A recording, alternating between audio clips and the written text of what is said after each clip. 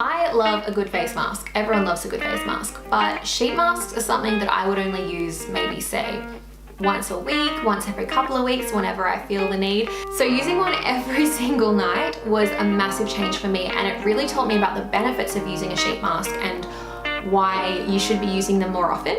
This was the most time-consuming part of the entire routine, but also, in my opinion, the most effective. These babies drench your skin in essence and allow the products to really sink into the skin and do their job properly. I really saw a difference with this when it came to the radiance and glowiness of my skin.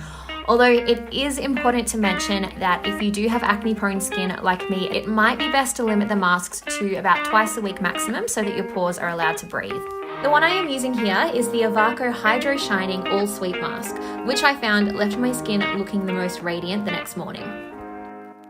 And I have been continuing the mask every single night, and I've been continuing all of the serums every single night. But my skin is looking amazing, and these masks are definitely doing a massive thing for it. Like, the glow is real.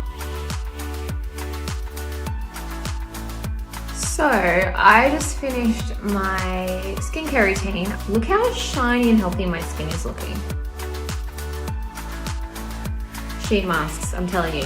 We are coming up to almost a month using these products.